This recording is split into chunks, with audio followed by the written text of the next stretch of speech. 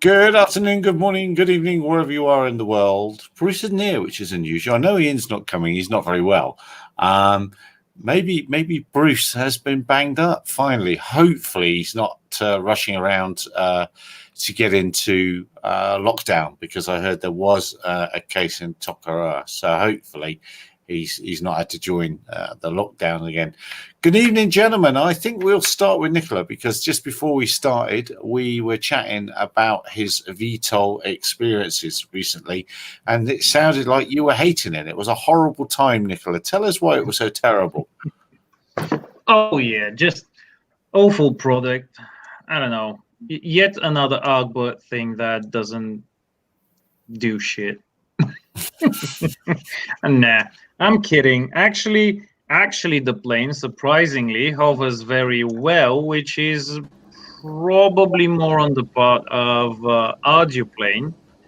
But then, as far as the plane part goes, it is for a wing, and this is coming from a person that on purpose avoids wings, for reasons, a lot of them. For reasons. Oh, reasons. Reasons, for real reasons. But it is brilliant. The plane itself, as a plane, at least flying in stabilized mode. I haven't had time to tame it yet in manual mode because of that vector thrust thing it has going. It's way too uncontrollable yet, but I haven't even tried. So yeah, but in stabilized mode, the autopilot is just brilliant. The plane flies brilliant. CG, I suppose, is thereabout, despite the lack of a user manual, and it's just efficient and quick, and I don't know, flies great, doesn't stow. Did you just set it up as a? Did you just set it up as a flying wing? Is that the CG you use? You just took a guess at it? No, I actually opened up the user manual for the first version of this plane, which shape-wise is roughly the same. I think wingspan is the same. The construction itself is a bit different, but there was a note in that user manual, because there's no user manual for this version. But there was a note, it's 56 millimeters back from the, I don't know, the firewall separating the flight controller area from the battery area. So looking at the pictures, it's roughly the same thing. So I put my fingers roughly 56 millimeters back from that thing on the newer version that I have, and balanced it there. Had to add a little weight in the nose, because obviously they designed it to have a video system mounted in there. It definitely needed some weight in the nose, and thereon it just flew perfectly. I haven't touched anything on it yet. It just has some dead weight in the nose. So you've got a little bit of space, as it were. You know, you take that weight out to get your camera in there, and you should be golden. Yeah.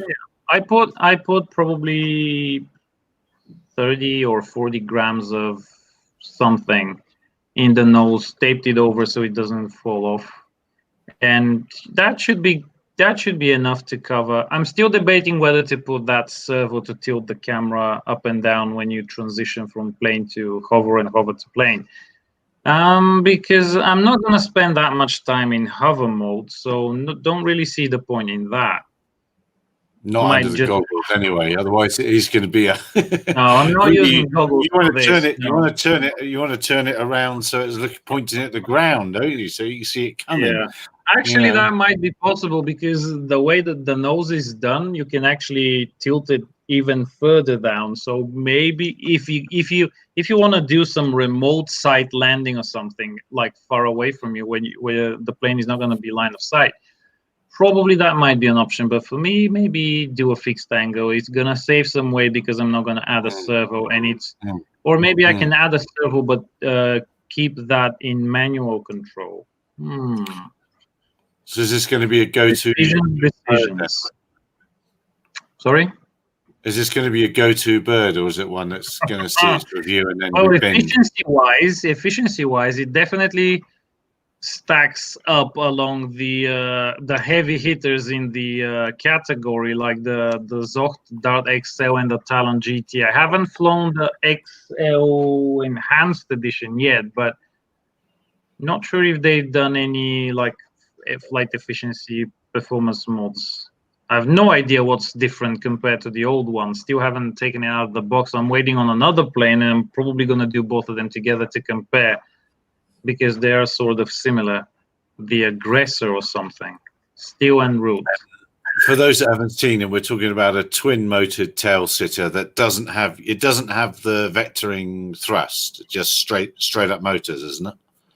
Yeah, and it's using the elevons on the wing to direct that and keep its position. It's actually, well, I tried manual mode and it was completely insane. It was like from straight flight, it was like that instantly. And the ability of the autopilot to tame that down to a stellar performing plane is absolutely mind-boggling. Did you auto-tune it, or did you just... Did you auto-tune, or just out the box? No. All of this is stock PIDs, both on the hover bit, on the copter bit, and on the plane bit. Although the might need a bit of tuning on the pitch axis, because it's got that tail wobble when it transitions to forward flight. But I think that might be also a result from too much control, too much movement on the control surfaces. So maybe I'm gonna move the clevis a few holes up on the control hole and see how that changes things before touching any of the PIDs. Just make it mechanically okay and controllable in manual mode before dealing with PIDs and whatnot. Well, yeah, but so far, brilliant. That is something that is quite usual on autopilots. Yeah, I know. People starting with planes that would not, planes or copters that would not fly any other way. No. You just go autopilot at it, and miraculously it flies. And that is sometimes it's a problem when you're trying to help some users. Not your case, Nicola. But when you're trying to help some users trying to come up with a good solution, and we don't know the physical arrangement of the vehicle, and sometimes we ask for pictures at the forum, at the Autopilot forum, just to have a look at what the hell is going on. And the most of the times we see things that are completely mind-boggling. When I clearly remember, it was with the copter. The user had 4 different motors and 4 different propellers. I've always wondered if that would work. Yes, it works. Yes, it works. It works. It works overtime. It does overtime on the flight controller, but yeah, it works. Actually, telling one of the users to go and do an auto tune on copter, yeah, that's risky. Actually, like probably what it's been now, maybe 6 years ago, when I first got into FPV with the Volantex FPV Raptors. Those, for order to be efficient, had to fly quite tail heavy, and they were barely flyable in manual mode. But back then, it was the APM. The Pixel wasn't out yet. Quite far from it. So it was that old APM controller, and that was doing a pretty darn good job keeping that plane on rails as long as the speed was high enough. Otherwise, it would just spin out of control. But the thing with that is, right now I'm using, because I'm now used to, it's been quite a long time since I've flown a plane without an autopilot in it, and usually I'm flying these large planes that are pretty docile even in manual mode, or even if not exactly docile, at least somewhat controllable. Thing is, with this wing, you've got sort of a vector thrust thing going on, because the props are blowing directly on the control surfaces. So the littlest deflection gives a huge effect on the plane. And because the plane is very light, and it is possible it might still be a bit tail heavy if I've not exactly gotten the CG points correctly. So, a bit tail heavy with huge movement on those control surfaces, and all of that is vectored. So that might be the reason why it's kind of crazy to fly in manual mode yet. If I program some dual rate, some expo in the radio, that's probably, if I mechanically limit the movement of those control surfaces, that's probably going to make it flyable. But it's going to take very little movement to make it go in any direction because of that vector thrust thing.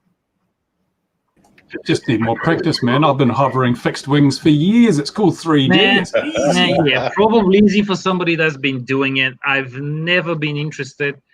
I got interested in 3D with EDF jets, never with like standard S-back or extras or all those planes, because everybody was doing it, and I was like, nah. That's not for me. I'm not interested in something that everybody's doing. How many seconds can you fly an EDF for in 3D? Like 4 or 5 seconds before the battery runs flat? Well, depends. Battery. If you go on a 6S battery, you have a few minutes to fly it. Actually, let's see you do it with a glider. Gliders are the hardest things to hover. Yeah, no surprises there. Actually, stand next to a hairdryer and 3D flying an EDF. Just put a hairdryer in it. What's a hairdryer? Oh yeah, well, surely you do it in your beard machine. Yeah. Actually, I have quite a lot of experience with EDFs, and I've even been able to do quite a lot of aerobatics with EDFs without vectored thrust, because I did, like, a long time ago, before FPV, just before FPV, that was pretty much the only thing I was doing.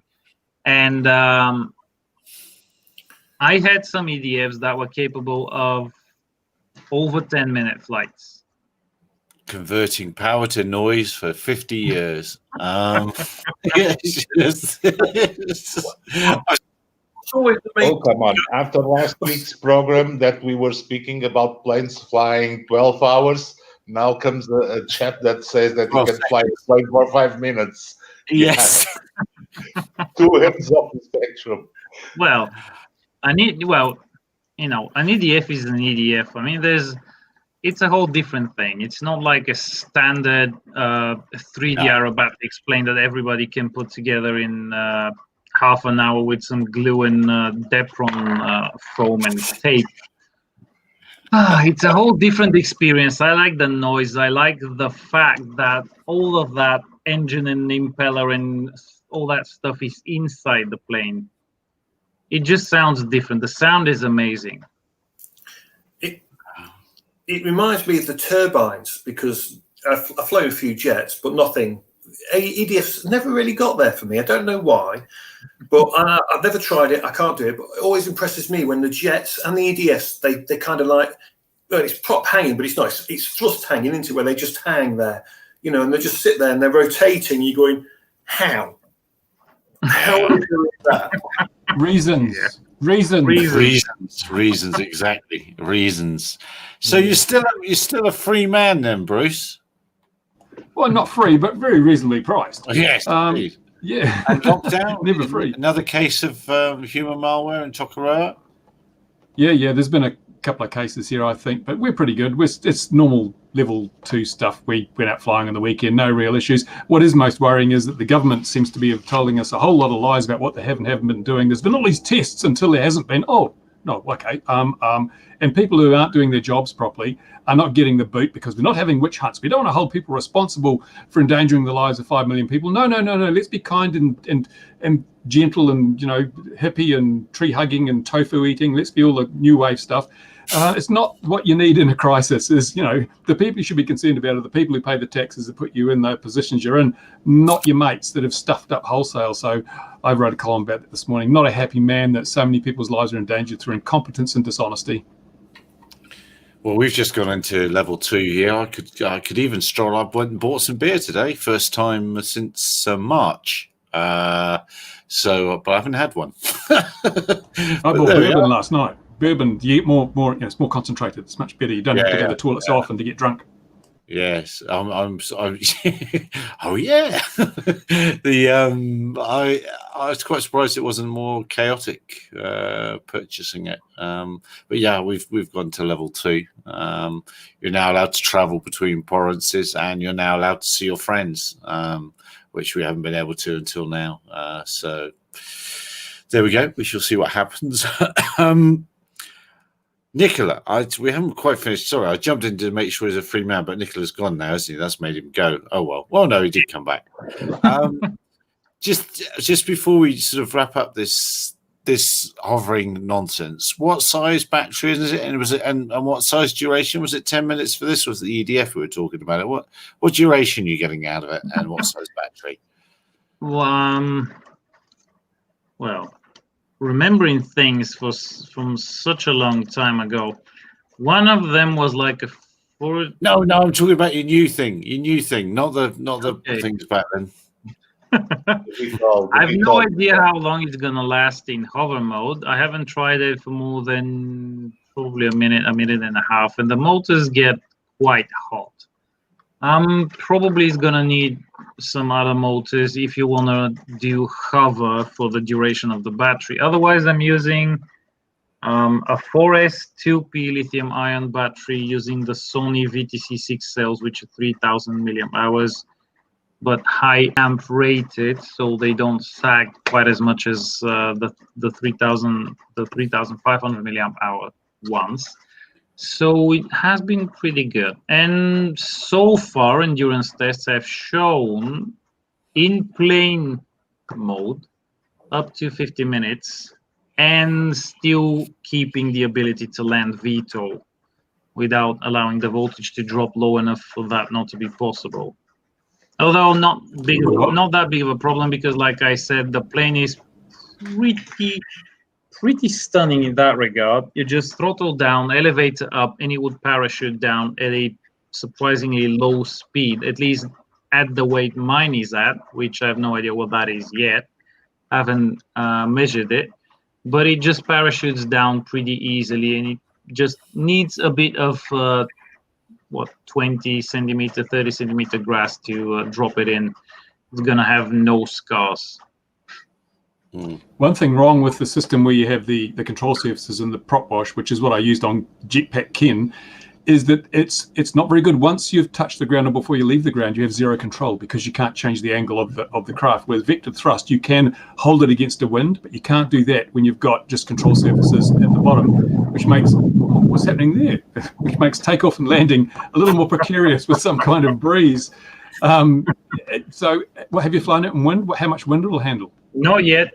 No idea. Yesterday I went out and it was blowing, and I thought, well, perfect.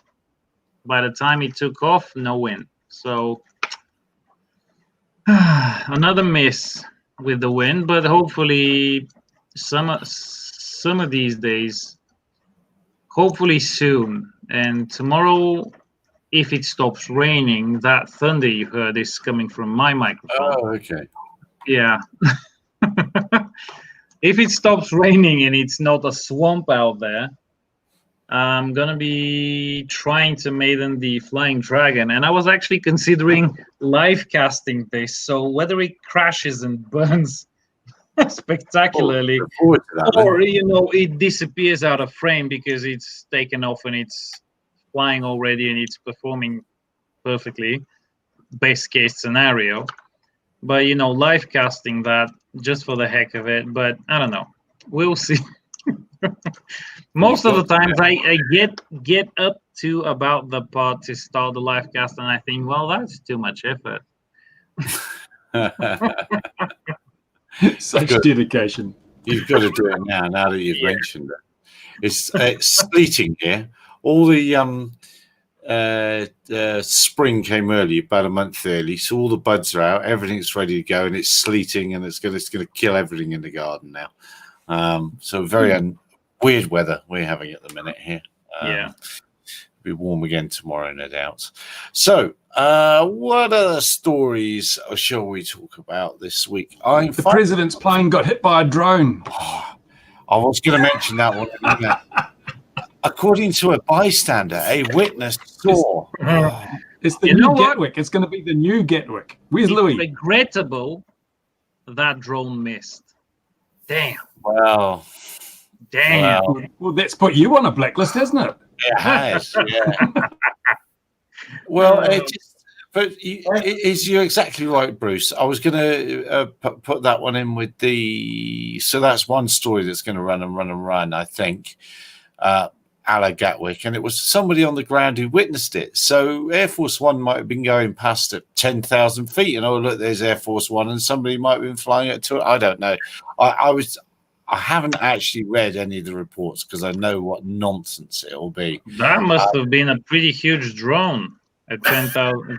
No, I don't know. I'm just suggesting if you could see, it was yellow and black. It was one of those Japanese Hornets. Was it? Oh, yeah. Possibly Air Force One might have a few Predators or Reapers flying along with it. It does have countermeasures on board. Yeah, it does have ECM. electronic detection systems. So, yeah. But you see, if we had remote ID, they'd know which terrorist was trying to bring down Air Force One. Yeah, probably. Media on board, Jason saying, That's media on board flying along for the air-to-air shot. Yeah, and the quote from the media on board was, "I'm no expert, but." Oh, you heard his media on board that called it. Oh, it's what absolute nonsense. That goes to the crash last. We spoke about it last week, and you've mentioned it, Bruce. That quote unquote flyaway metal object, whatever DJI thing up in Northumberland, wherever it was. It's really beginning to get my goat now. The punditry on LinkedIn about that, the stand-up experts saying, "Oh, look, this is why GPS is terrible. This is why you need to." And I'm not going to blame you as a training organization now, Mark, but you should have trained with us, or you should have done this, or you should have done that. It's just you know the right answer for those guys that say that GPS is bad. You just say you should use GLONASS. Because it's Russian. Well, yeah. I much prefer that Chinese constellation. Oh, it's much nicer. Baidu, exactly. Yeah. Or Galileo, if it's up at the time. Well, I don't know. Yeah, if they're not down having a snack or something like that. Or we should. I think Bruce is the right guy to do it. To start the rumor that DJI drones should only fly with Baidu satellites, because they are made in heaven, one to the other. So, come on, Bruce. Did you see DJI laid off all those people? I've seen all the press releases about all the staff going from DJI, and and they're also very slow. I saw Ian saying they're very slow in delivering the new little rover thing. So, what's happened? Have they gone broke or something? No, I think they fired the latest official, unofficial news is that they fired around 2/3 of their sales and marketing people all around the world, and the ones that are staying on board outside of China are complaining bitterly because they are just puppets in the hands of the Chinese central office.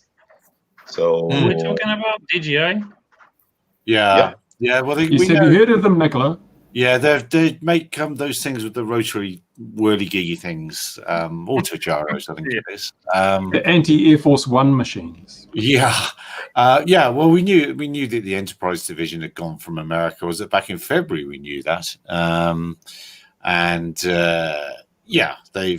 they grew too quickly, and don't forget they had that big financial scandal as well, didn't they? I'm not really following any of that, so that's news to me. Yeah. Anyway, it's to do with. Oh, are you waving? Yeah, I'm gonna have All to right, get going, and I'm gonna free up some space on the screen so you can stretch yeah. sideways. Got a bit more room to work with. No, wait, But we've got to have, Gary, I want 2 meter spacing, please. 2 meter spacing between the little squares. Yeah, Bruce is All right. cramped, so gotta make some room for him. Can't cramp his style now. All right, mate. Look after yourself. We'll All speak right. to you next week. Take Have care. a nice talk. See you next week. Will do. Cheers, mate. Bye-bye. Bye-bye. Bye-bye. See what alert that was. We in the UK Now we we can talk. have a NOTAM that they're going to turn off, and well, they're not going to turn it off. They're going to just do mass jamming of GPS in the UK. Yes. Yeah. And they've cancelled it now. So anyone buying DJI is now happy. Oh, when did they cancel it? Oh, come on. It was. It's been cancelled, I believe, unless I've got it wrong. But it's been cancelled. It was going to happen, and now it's not. It should. Oh, It my should God. be happening right now. Okay. It's a Because good it was, opportunity for training. Come on, you should be happy for that. You should have no GPS for a couple of months, like the China virus.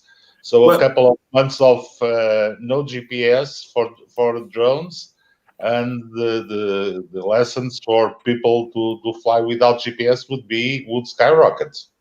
The problem is no one knows how to read a road map anymore. So all those people using sat navs are totally screwed. That's the problem. They've realised that everyone's got to go back to road maps because they can't drive a car, get it from A to B without sat navs anymore. Come on, they can read the road signs, or can't they?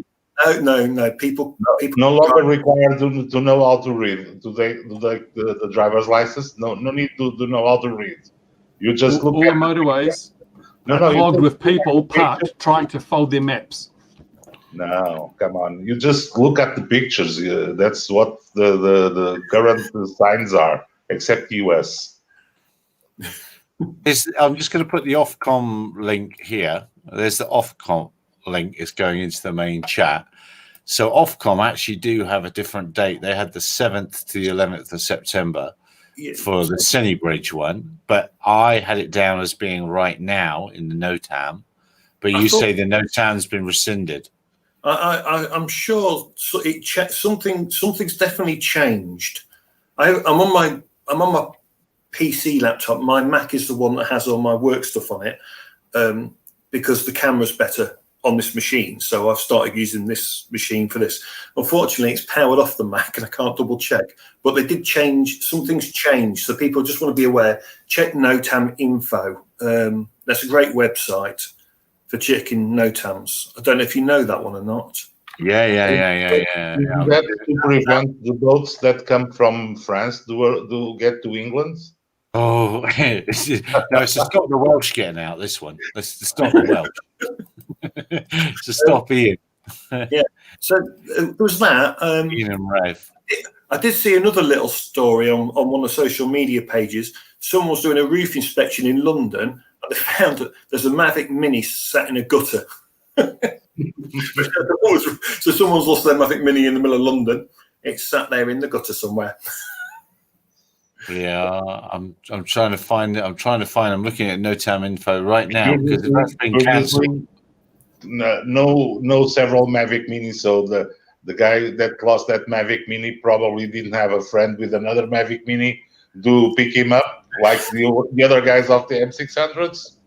Well, hang on a minute. The CAA promised us Find My Drone if you registered. What's going on? Well, it's still on the roof. That's the problem. Yeah, you can't read the thing. Hello, Metro. I didn't know it was Taco Tuesday. Is that what we're supposed to do on a Tuesday? Is have tacos? Is that a thing? That must be a thing. I don't know. There was another story. I don't know if you remember the New York City mass grave burials that were going on with Kate. Yes. And the guy that was filming it all, they took his drone away, didn't they? He was getting told off. He's actually been, they've given him his drone back and they've said sorry. That was, it's a new story that's out today in the mass, 1 second, my iPad. So they didn't charge him with anything. So he wasn't doing anything outside of the American version of the air navigation order then? Correct. Correct. He was proven that he was flying legally. You know, I think someone's just pissed off that he was showing something they didn't really want in the press. People to see. Yeah. Yeah. But he's basically, they've said, here's your drone back, you know, that's all they can do really, because he's not broken any rules legally. They couldn't. He can sue now, couldn't he? That's America. He can sue for anything. He apparently is considering it, but then you have to consider the amount of money you're going to get back. I mean, it's like in the UK, the Gatwick couple. Gatwick couple, yeah. Yeah, you know, everyone goes, oh, they got £255,000. No, they didn't. They got about 50 if they were lucky. Well, 50's better than nothing. It is, but the legal guys did quite well out of it, didn't they? Yeah, so don't be so mean. Let the lawyers take their cut, but you're still getting your 50 grand. Mate, it's better than doing nothing and getting zero. This is true. This is true. I mean, it was, you know, your name's plastered all over the newspapers and you got 2 weeks of... Yeah,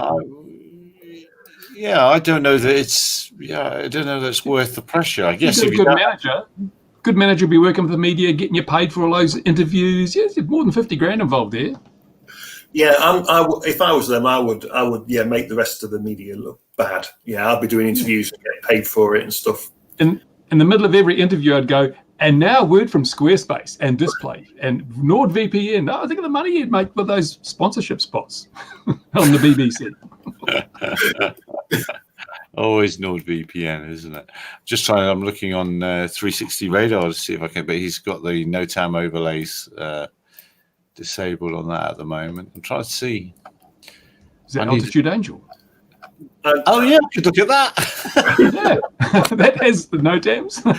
Oh yeah, you're absolutely right. Do you remember Richard? He used to be on here sometimes, you know. He was supposed to be on last week, but he had a problem because he's mapped out those stuff in Devon. I'm going to go to a site called SUS News, and then I'm going to go to the drone safety map, and then I'm going to scroll around and have a look. And did your browser say this site may be harmful to your computer? No, that's every other website I go to. The ones that say that normally have very nice pictures. Yeah, but they charge so much a month. Oh, it's terrible. They do. All right, let's get to the NOTAMs. This will be like watching paint dry. Why don't you all watch paint dry with me? Hang on, let's all watch paint dry together. The thing is, what's interesting is people on social media were like, "Is this a joke? Is this a joke?" No, that's an official NOTAM. They're not taking the mick anywhere. They are saying this is going to. Why do people think it would be a joke? Because it's on social. They see it and think, "Oh, I'll ask the question on social media." You know, is it a joke? Yeah. But it's from the people that brought you do as we say, not as we do. No one's allowed to jam GPS except us. It's really funny. I was involved in one project and they wanted to jam GPS and they were told they couldn't do it. And yet you see it popping up all over the rest of the place. Oh, we're going to jam GPS. It's like, oh, come on. No, it does happen all the time. We know that. We know full well that happens all the time. It has to. Well, Thursday War, I've said it before. Back in the day, in the 80s, I was in the Air Force. Every Thursday, we used to have a war, and aircraft used to fly up and down the channel, turning televisions off, and all sorts of jamming used to happen. Our radars used to get completely jammed, and you know. Well, there was always the stories of the Vulcans, because I live not far from RF Waddington. There were stories, you know, the Vulcan, if it turned on its anti-warfare system, its protection system, you know, the story was, that's it. You're going to lose your TV signal. You're going to. Yeah. It used to be the Americans, the Prowlers, used to go up through E6B Prowlers, is it? When they went up through the channel, through the English Channel, they'd switch their kit on and the whole South Coast telly would go off when they did it, especially in the Southampton area, apparently. Now, what are you pulling out of the box there, Brucey? Oh, what's Bruce got? Toys? Bruce has got toys or drugs. Raspberry Pis. Some Raspberry Pis. Got Lauren Special. Yeah, they're UK ones. Or the other way up, UK ones. And what's this? Is he now doing what? Is he now doing adverts as well? Yeah. Brought to you by 3-inch LCD screen for your US ADS-B belt alarm. Yay! Well, yeah. I might have been After you, Mark. Sorry, how is that? How is that belt alarm coming along? Excellent. It's been making noises on my computer here because I'm picking up planes out at about 30 to 40 kilometers, the ones that fly at 12,000 feet. But it's working really well. And so now I'm just making up a couple of spare units I'm going to give to other people to try out and find the bugs and things. And I'm also looking now at adding a radio pickup of the VHF aviation frequency so that you can also use it as a scanner at the same time as you're actually using the ADS-B signals to produce a effective radar of the area. So it's what I want to do is get it so it's got as much, and also software updatable, of course, so you can start with a basic scanner and update. And what I want to do is get as many people using it as possible, and then I want to throw the ball back to the manned aviation community and say, we're ready. If you want to be safe, make sure you got ADS-B. Well, I can't. It makes too much sense. That's the problem. It makes sense, which is why they're going to go, we don't want to do that. They're just not going to. I mean, I saw something last week, and everyone bangs on about UTMs, as we know. And this, what I saw would mean that because if you're flying and you're connected to a UTM, who tells your drone to turn, and there's another plane coming, who tells your plane to turn right or left, or it's supposed to turn right, as we know? It's supposed to be the flight controller. The flight controller should have those actions pre-programmed. Yes, but let's say it's on a UTM and it's not got ADS-B and all that, but the system can see two aircraft, okay, and they're flying towards each other. Now, let's say the UTM, for instance, has a fault, okay? It tells the plane to keep coming, and it tells the drone to keep coming because it thinks they're at different height. Let's say there's a mix-up with something. Who's legally going to be responsible? Is it going to be the UTM or the pilot? Is always the niggle, isn't it, on legalities of what if something goes wrong? And the system I saw would actually remove the UTM from the system. You wouldn't rely on a UTM telling you anything at all. It's all down to the pilot to pay attention to what they're doing, which is what we do anyway. You know, and it would make it a bit more like manned aviation, where you've got to pay attention to what you're looking at, and through your monitoring, and you'll see them, you'll see you could take the evasive action. Well, that's TCAS, isn't it? Onboard TCAS. That's what should be mandated on all aircraft. It's not a big thing. It's not hard to do. If you got ADS-B in and out, you can have TCAS. Yeah. Well, and that's exactly, yes, you can do that. You can put one of those little pings straight onto a Pixhawk. It just plugs straight in, and that's it. You've got it. It's done. As long as there's a, as you say, as long as the aircraft have got ADS-B, then you're getting out of the way of it. Simples. Yeah, because a lot of people have said to me, "Oh, this device of yours is great, but not all aircraft have ADS-B." And my response is, "Well, if they want to be safe, they should." They're expecting all drones to have remote ID within, in the America. So let's just say, no. Who has the most to gain from keeping drones and aircraft separate? It's the manned aviation community. So he who gathers the most benefit pays the biggest price. You put this in your planes and stop grizzling.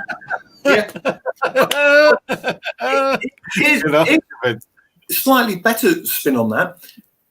Whose lives would it save just if manned aviation had it regardless? It would actually save manned aviation, hitting manned aviation. Well, when they did the first trial in Alaska, years ago, back in the 90s,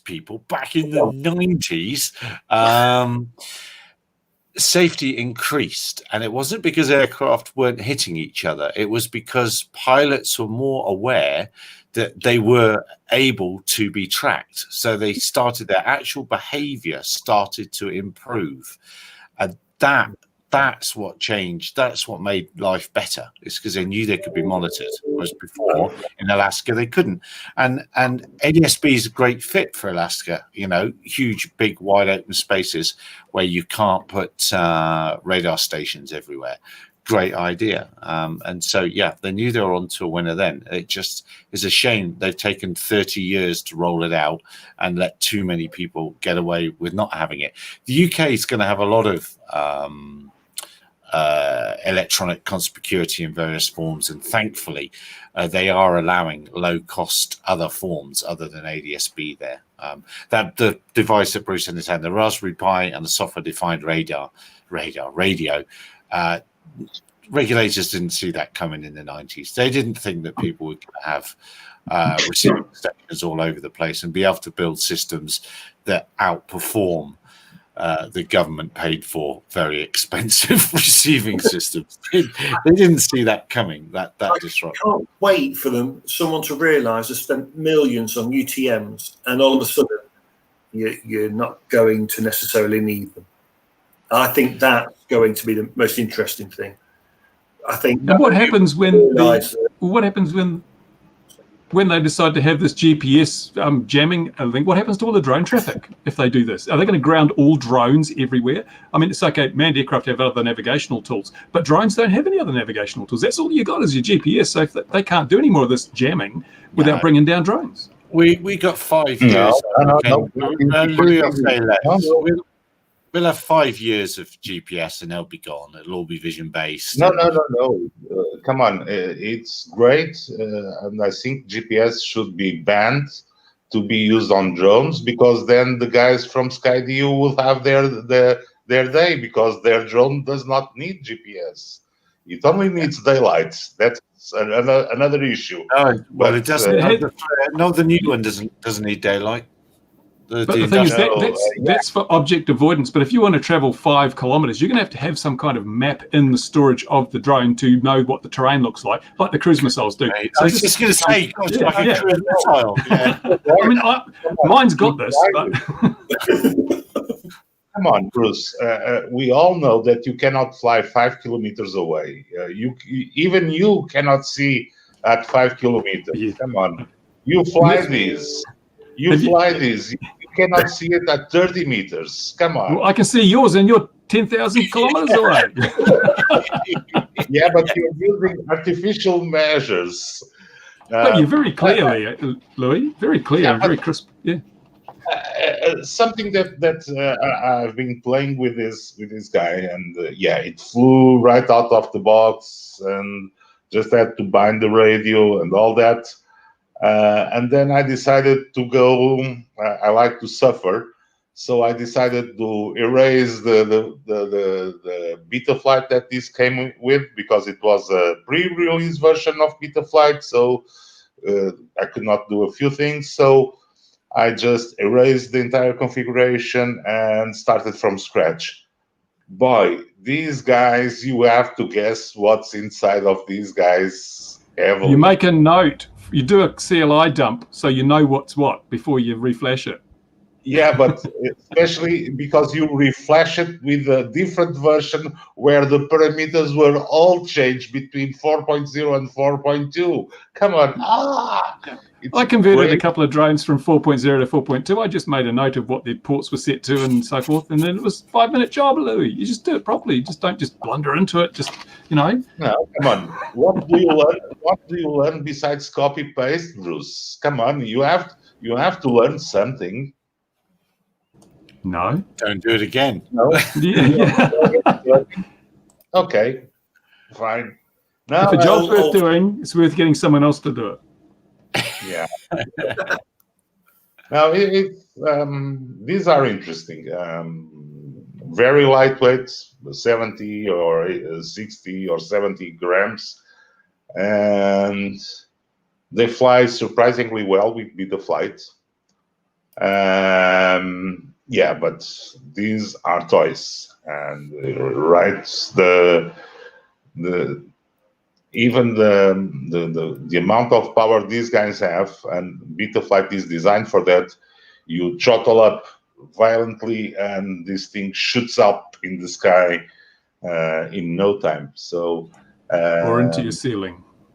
Yeah, no, not that ceiling. I've learned my lesson. Come on, I learned my lesson with helicopters back in the days that I was using 35 megahertz. So either to the ceiling with the antenna in the way. So it is a fun thing. But yeah, this I don't know how the legislator is going to cope with this, because they're going to call them a drone. In New Zealand, they don't make any distinction. Even in Europe, if it's got a camera on it, it still has to be registered, doesn't it? Toy. Yeah, it's crazy. Yeah, it has a dual camera, so it records and broadcasts. So how are we going to handle these toys? Because clearly they can fly as high as anyone. Sure that one piece of this crashing on an helicopter or a real helicopter or a regular plane would not do much damage, even if it could be seen. But haven't we got to start changing the narrative somehow, or how we say that? Because we'll all agree that, and we've said that for 5 years, so that's the case. I found out. Did you see that report from, I think which university it is, but they did a simulation of a drone, a Phantom crashing into various types of jet aircraft, including private jets, commercial like carrier jets and airliners. They did all the simulations of a Phantom crashing into the tail, into the vertical stabilizer, into the wing, and it's all very good science, all done. And basically the overall summary was that a 1.2 kg drone, like a Phantom, produces about the same amount of damage as a 1.8 kilogram bird. And that's the most scientific study I've seen, which is kind of good because it means that drones still are much safer than birds. We don't have flocks of drones, and drones tend to be flown at much lower levels than birds. And so it diffuses. Someone made the mistake of saying, oh, it's a risk assessment. And no, it's a consequence assessment. There's no analysis of the probability, so it's not a risk assessment. But it's an interesting part of the component of calculating the risk assessment. If you then look at the number of drones versus the number of birds and how they flow, and you look to the George Mason University study, it's still a case of one strike every 400 years capable of causing any kind of damage. And so with this stuff, we have to take forward to the regulators, and we have to demand it. We have to say, look, you're making these massive claims. Where is your evidence? If I came and said, we've got to ban drinking alcohol because it's too dangerous, you'd say, oh, no, the risk is worth the payback. And I'm saying, well, where's... They did it in South Africa now with the Chinese yeah, did you see what it did to Gary's hair? One of the things he was doing in the Daily News, it was like something exploded in his head. That's a lack of alcohol, Louis. I'm going to go. I haven't had. I bought. I'm going to go and get a beer. I'm going to go and get a beer. Driven into I'm going to have a beer. Talk amongst ourselves while he's out getting the beer. What Just hope there's no lions near the fridge. I find that really good. I've not seen that yet, Bruce. And if a drone that weighs 1.4 kilos is going to do the same sort of damage as a 1.4 kilo bird, that's really good then, because it's nice to see some sort of proper science instead of firing, this drone into a wing that's not moving and everyone going, oh, look what it could do. And that's just bad science. The people that set up that experiment should be shot. Yeah, although they were tempted, they did do some, they fired some motors at an aluminium plate. This motor is in isolation, which seriously, it's like saying, well, if we throw a car engine block at somebody, it's like a car versus pedestrian. No, there's crumple zones in the plastic that absorbs energy and so forth. But they did do some quite scientific tests and then extrapolated that and did some finite element modeling and all that sort of stuff. And yeah, but as I say, it's basically there's not a lot of difference between a 1.2 kg drone and a 1.8 kilogram bird. So unless we're getting flocks of drones over the Hudson, I don't see an issue. Oh, look at that. He's not sharing. Have you noticed, guys? He's not sharing. Hey, you can.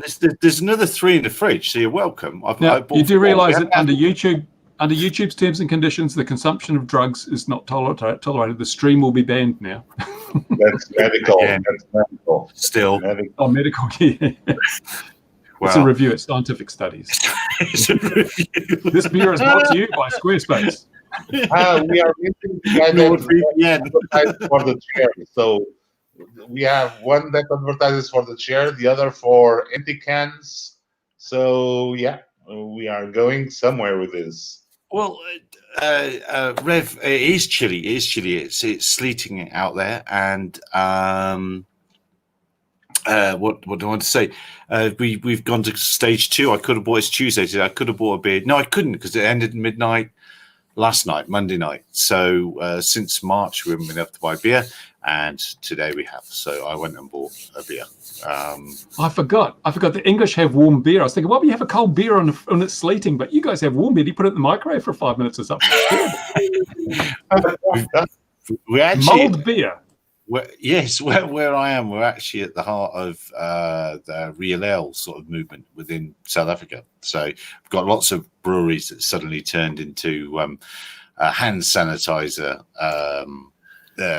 creators or makers, and gin's popular as well. Anyway, what we're talking about is the jamming trials. The jamming trials are on, but you see, if you went for your data from Ofcom, let us go back to that Ofcom site and share that.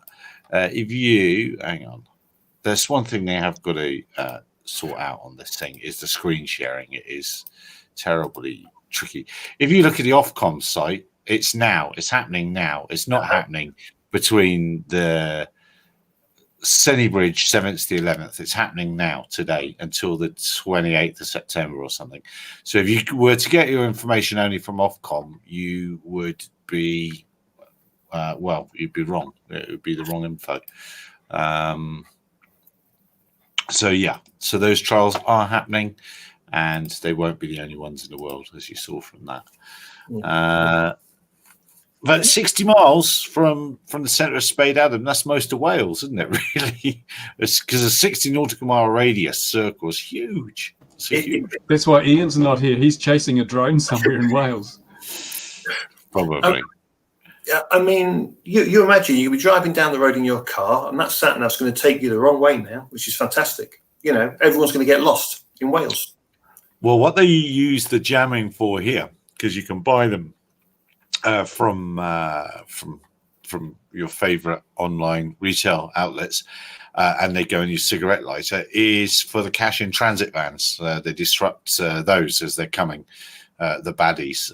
But I think we're much better at it than you guys are over there. They generally push them over an embankment,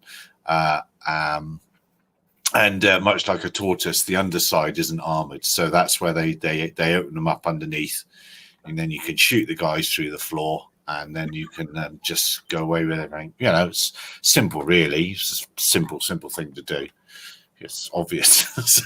So that's what they're mostly used for here. And I know way back when that Schliebel S100 went through the control cabin in Albania or somewhere like that, and killed the 2 engineers that were in that. That was it was South Korea, wasn't it, or somewhere like that. I can't remember where it was. But that's what it was. What I was fingered for then, and that's how I got to know that David Hambling guy from Forbes, because he asked me about that, and we spoke about GPS jamming and all that sort of thing.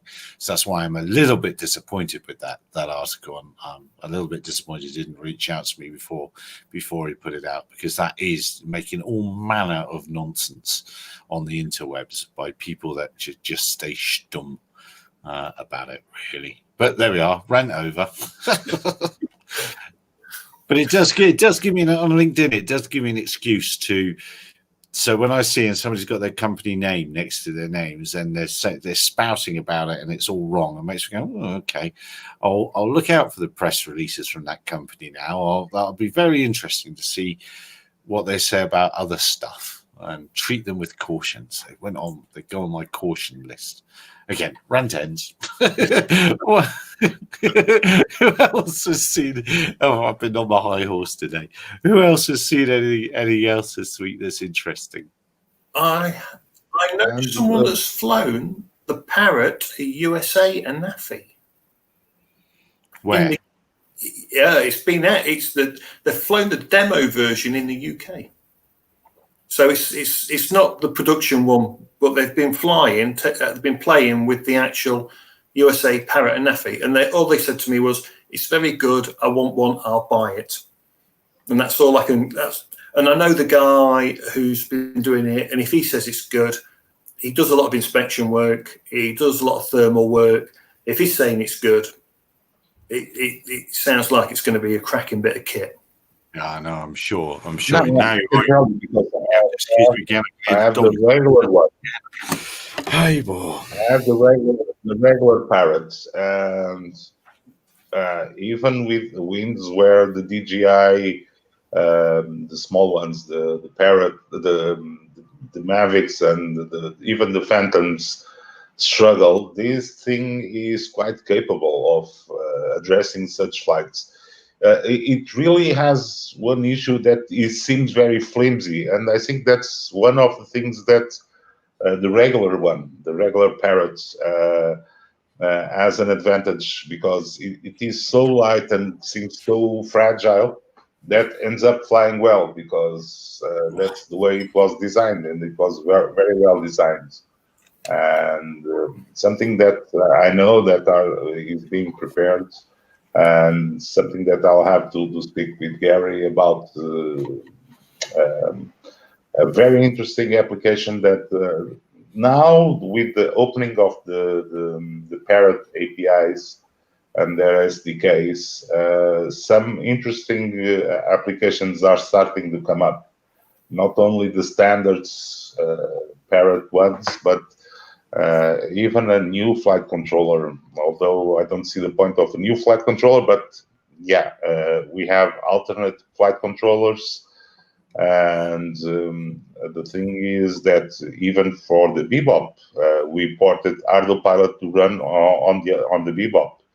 So it was a good thing that was done to get more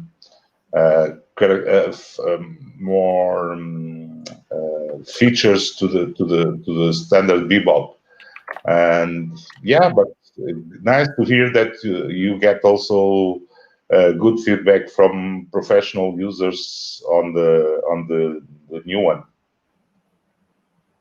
Yeah, I mean, I just the current Parrot and Nafi does just impress me. I mean, I took someone for their flight test with one for their PFCO, and that little thing, it's just bonkers. It really is. It's quite a windy day, and you're looking and thinking, well, it's within the wind limits, and it just, it's just, for a little machine, it's just bonkers. It really is. I have a video. No, go ahead. I think when our rules change and we can use these little aircraft under our A2 certificates in the UK, anyone that's not got a Parrot and Nafi but wants to do commercial work they're going to lose, because they haven't got the machine that's going to be able to take off from someone's front garden. There's no horizontal separation. You go and inspect gutters quickly. You want to inspect roofs quickly. The Parrot and Nafi is just it's a perfect little monster with its zoom and everything. It really is. Yeah, I have a video of me flying around a wind turbine somewhere in the world, and the wind was around 15 meters per second, and you cannot see any tremor of the flight. It was fantastic. I might share with you guys later that video, but it's impressive. And the new one with the overlaying of the thermal cameras, it goes one step further. And the 30 times zoom, I have always mixed feelings about those crazy zooms, because to get such a large zoom, the more zoom you have, the smaller the sensor is. So worst picture quality in principle you'll get. So I don't know. It remains to be seen. Kiosk Print has some different opinions. It would seem unreliable. We use Wi-Fi to send images from cell phones to phone kiosks and doors. Can be hacked. Transmission range is not good. Can be jammed. Well, there we are. Anything can be jammed. I think. Yeah.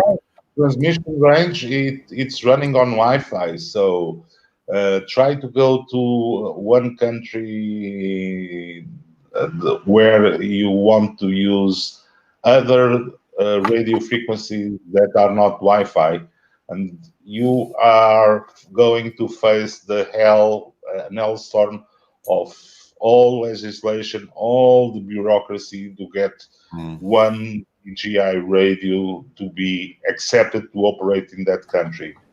I know what is against the Wi-Fi. It's the range. And they have taken measures to improve the range. I'm not so sure that you can hack the Wi-Fi link. From what I've seen, It's not that easy to hack the Wi-Fi link, and if you jam the Wi-Fi network, well, then you have other problems because jamming the Wi-Fi frequencies is almost as bad as jamming GPS signals. So I just thought of something. Uh-oh. This remote ID, right? Supposed to stop bad people doing bad things. It's Wi-Fi based, effectively. So take the case of the president's plane that's flying over at 10,000 feet. Nothing's going to pick up a drone flying at 10,000 feet, the remote ID. How are they going to know who it was? Oh, 10,000 feet. Come on, Bruce. We all know that Wi-Fi works better at 10,000 feet. So don't worry with that. I mean, it's going to be so easy to spoof anyway, remote ID. It's going to be so easy. All you need to do in the UK is to know someone else's remote operator ID. So just go onto Facebook, do a bit of trawling through the groups. There's always someone that's silly enough to put a photograph of their ID on their drone. So you've now got a remote operator ID. You want to do something terrible like a prison run. You can put the remote ID on the drone, but let's say you've got to have electronics. So you use their operator ID because you've now got it, put it into the system, program your little widget with their operator ID to transmit it. Go do the job. It was never you. Isn't it? I thought it had to be linked to a verified bank account. No. Oh, we can hack bank accounts as well. Your account for every time you fly? Nope. That's what the UTM's one. They wanted to have it so you had to get permission to take off through the UTM, didn't they? That's in the USA. That's what they want with this whole thing. You can't take off until you've got the clearance to take off, unless you want to operate within a very close area proximity of where you are, and then you still have to advise your operating area prior to takeoff. So, I was thinking UK. Nobody thinks UK. It doesn't matter. Small, tiny country. No one cares. You'll be dead with COVID soon. No one worries about you. You said you put a link in the side to the Omagh airfield, Bruce. Is that because of the shutdown they're having? Yeah. One of the world's premium gliding areas, destinations. It's a fantastic gliding space, and it's become a victim of what the drone or recreational drone flying's become a victim of. It is people who treat aviation as a ledger entry. The airfield operators, got to shut you down because you're not making us enough money, and a regulator that is basically manned by people who have no passion for aviation, and all they see is rules and regulations and no room for interpretation, no room for any common sense. It's just regulation, letter of the law. Those two things have conspired at Omarama to shut down one of the world's premier gliding locations. It's unbelievable. If they can do it to them, they can do it to the hobby. Yeah, absolutely. It is. Anyone that's into gliding's heard of that place, and now I know how to pronounce it, which is great because I haven't done until now. But yeah, the wave soaring. What is the Great White Cloud or something you call it over there or something? It's the foam on the beer, mate. Yeah. But they have fantastic waves soaring there, and it's known throughout the world.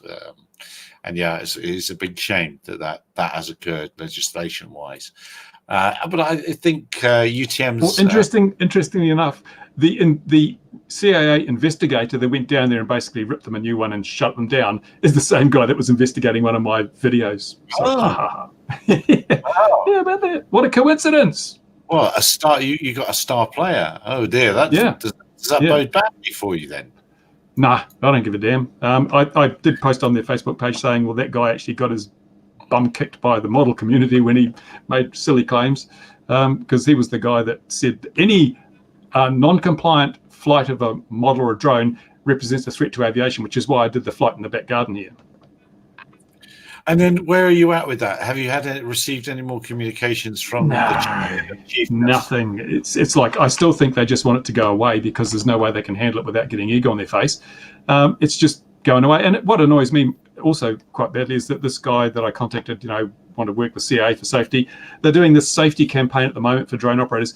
They said the big headline was that 4 out of 5, or one in every 5 drone flights may have taken place in restricted airspace, when in fact what happened was they did a survey and 1 in 5 people said that they may have flown in restricted airspace at some time. Doesn't mean every one of their flights is in restricted airspace. So they've twisted the survey results to say, 20% of people are flying in restricted areas. No, 20% of people may have had one flight out of thousands in a restricted area. It's not the same thing, but they're spinning it, this whole spin thing, to try and vilify the hobby and give them reasons to come in and clamp down, as happened at Omarama. I don't know, where are we going? Where's the passion for aviation gone? Why don't we kick all these people out and put people in there who have a PPL or like planes instead of people that just want to get rid of them? It makes no sense. And the trouble is the aviation community as such, as I said, they got too much to lose to make a noise. I don't. I've made the noise because if I didn't, we'd have this thing going all over the place. Someone has to make a stand. But yeah, CIA have just gone dead quiet. And I would have hoped that they would have said, hey, let's include your ADSB belt alarm as an example of what the drone community can do to boost safety. But we're just going to waste money on YouTube ads. And I know they've wasted money because I've seen them about 100 times. So every one of those ad impressions cost them money, done nothing. I already know the regs. So they're just playing at it instead of doing something serious about it, because they don't want us to come back and say, well, we've done our bit, manned aviation, put our ADSB in, or don't complain when you see a drone. If you see one. I mean, that's the other thing, isn't it? But then that's these the ability to complain about something without proof, a la Gatwick, a la yourself, a la all these other things. It's craziness. I'm seeing on I'm going to moan about LinkedIn again. I am seeing lots of aviation professionals wading into the conversations, because plainly the manned aviation world is beginning to see the writing on the wall now for a lot of their trades. I think they've been probably guilty of dismissing the OAS industry for, I don't know, 4 or 5 years. But anyway, come to nothing, because generally all they see is pictures of a Phantom doing a farm survey, and they think, well, how's that ever going to affect us? But now beginning to hit the feeds of the big platforms, of the big sensors, helicopters flying LiDARs, and that's beginning to join the dots. So I think we're going to have a couple of years of angry manned aviators kicking out that it's not fair. I really think that on some of the jobs that, for instance, helicopter pilots used to do, like transmission line surveys, where there are accidents like crazy with the helicopters. I think the profession, men aviation, for them, using drones to that kind of job is a bonus, because it was a risky, didn't pay much. Well, but it's one of those. It's true, but it's like one of those hour building jobs, isn't it? Like flying a caravan for FedEx in the middle of the night, going back and forth between hubs.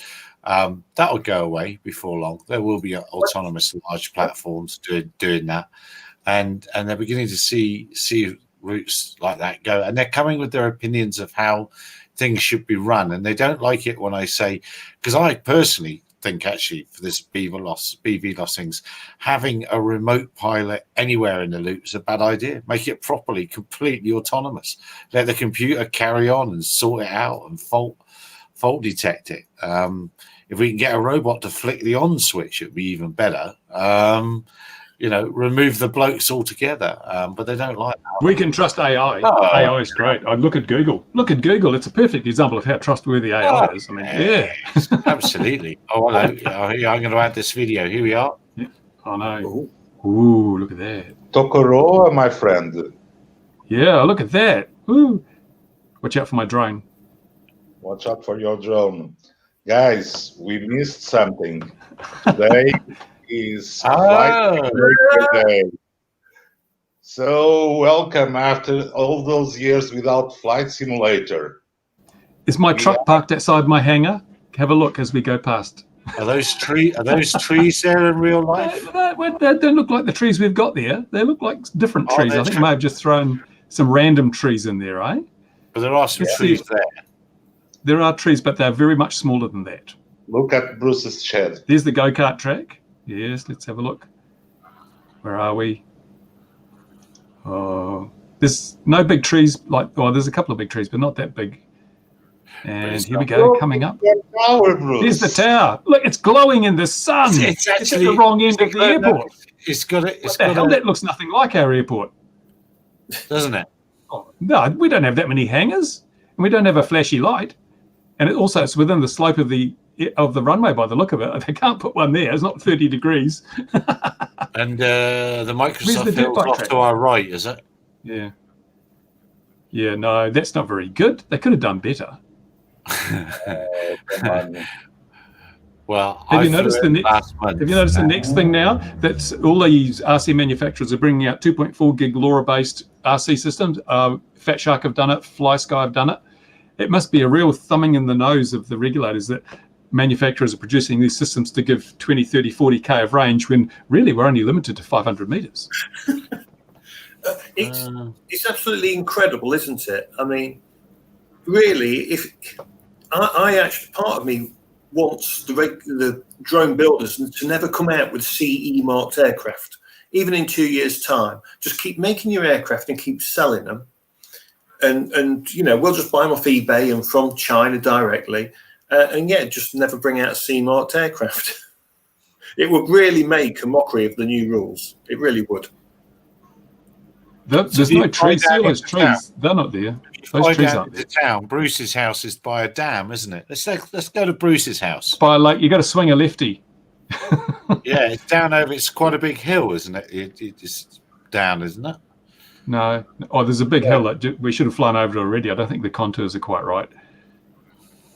But yeah, if you head out, go across the middle of town. We're off to the right-hand side of town, but there's a lot more trees in this than there are in reality.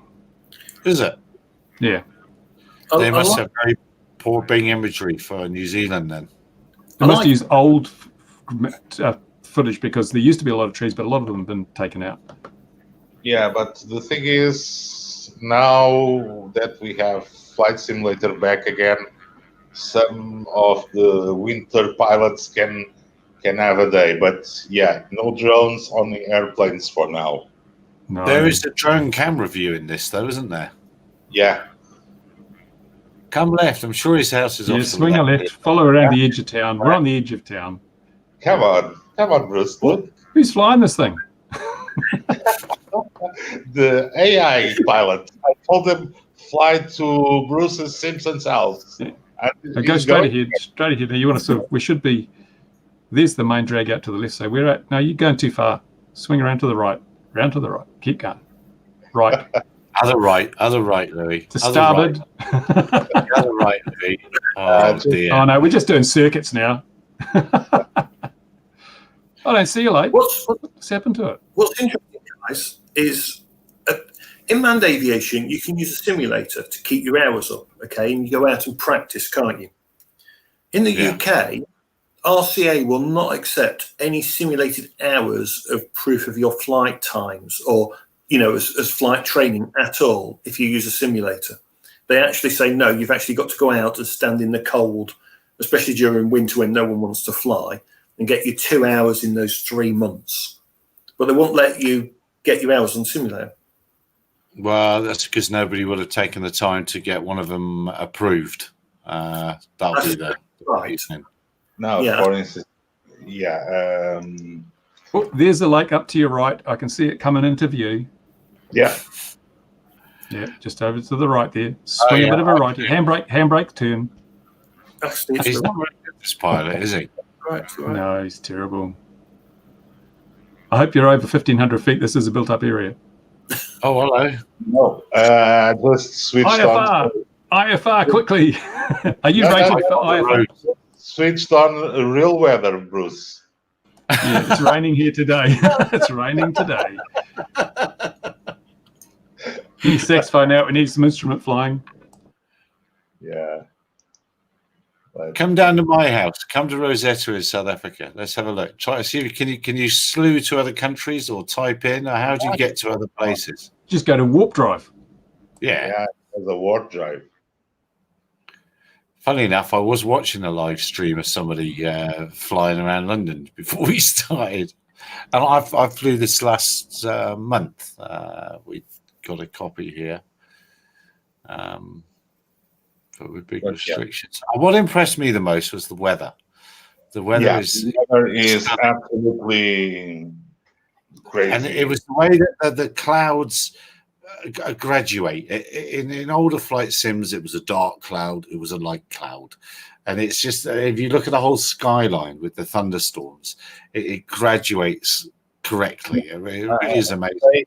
Today I did a test that I put it flying on the nearby airport here, and I went to the window and switched on real flight, real weather, and real time of the day, and I went to the window and I saw the same clouds that were on the simulator. Absolutely crazy. The level of detail these guys went. And yeah, it's slow as speaks. You really need a very beefy machine to run this. Yeah. But that is the same that we already have with X-Plane. X-Plane. Can you send me a link to the torrent from where you downloaded that? Yeah, just go steampower.com. Yeah. How did you know? I miss the old Commodore Amiga type simulators, Victor graphics, that kind of stuff. Amiga. That kind of stuff. I'd have killed for an Amiga. My Sinclair ZX80 didn't have vector graphics. There's an Amiga 4000 upstairs. Very old. You must be very rich. But there's, I've certainly, there can be no doubt if that were in a ground control station, i.e., you were getting your synthetic view of the world, watching your RPAS flying around with the real world weather in it, would be very, very, very handy to have that sat in your high-end ground control station for your high-end large machine. Because very useful. I agree with you.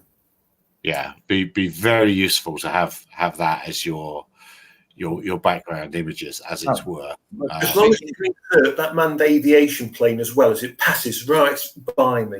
Well, they're pulling in ADSB from Flight Aware. So, Brandon, this is somebody that does our. It's a very good simulator, software in the loop. Brandon has a separate lift thrust machine in the go, and he was responsible for the Alti, whichever one it was, transition, I think, in software in the loop. Well, he's forgiven now, though. Is he forgiven now? All right then. Oh, good. Yes, yeah. No, I think for me, when I was flying it, it feels like a leap forward. It really feels like a leap forward. Okay, so not all the buildings are there in the entire world perfectly, but come on, my sheds there. The buildings are slightly the wrong scale where I live, but there are single trees out in the veldt here that are there. The single trees are stood there. Yeah, but I mean, Tokoroa Airfield is the most documented airfield in the planet. And they couldn't get it right. There's another flight simulator that actually documented the airfield much better than that. It's a hobby one. It's a model one. It's got a much better representation of the airfield because they went to the drone pilot could do some photography of the Tokoroa airfield. We could submit that to Microsoft. Google Earth's got better stuff than that. Well, that is a bit of a nemesis for it, that it is using Bing imagery, and Bing imagery isn't necessarily the best. From the 1920s then, eh? Yeah. But as I say, Flight Aware's ADSB traffic's going in, so you would be able to have real-time, semi-real-time, because Flight Aware... That reminds me, did you see that thing that was circulating on I don't know, it was probably on Twitface or I don't know, Linkbook or something, of a Flight Radar 24 overlay of the UK, and it had a Mavic drone in it. And someone said, oh, look, obviously that Mavic's got ADSB. Well, yeah, but it's only in, not out. So how did it appear on Flight Radar 24? No, there was one equipped with a ping. There was one about, and it's been miscoded. Oh. There was one with a ping. But it's been now somebody else's. It's just miscoding, and that's another great fault of ADSB, especially here. The miscoded aircraft is unreasonable. The number of Cessnas that are Mirage jets and things like that, it's just ridiculous. So hello, he's here we go. You're getting this off Tokoroa, are you? Yeah. Air Force One, where's my drone?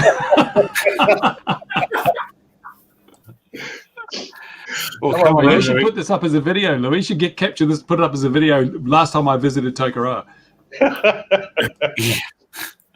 So Come on, yeah. then. We're waiting. Get going. Come on. Oh, is it to get going? Yeah, sure. No, why not? Ready to They fly. trust the president to Boeing? Jeez. Just need Trump on board.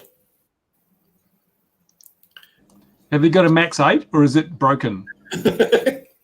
No, it just goes up and then comes down. External.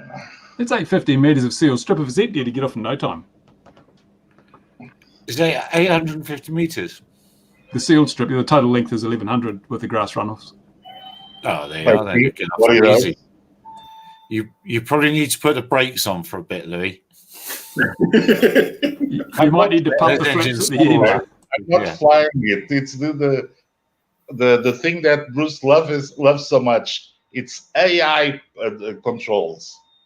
Oh, well, then it's the AI is going to come off at the right speed, so you are going to be trimming the trees at the end of the runway. Oh, only the trees? I think that there will be something more than trees. I might take out that tower on the side looking at the wingspan. Went through the windstorm. I really don't have an idea what's going to happen, but yeah. Oh, he's slowing down.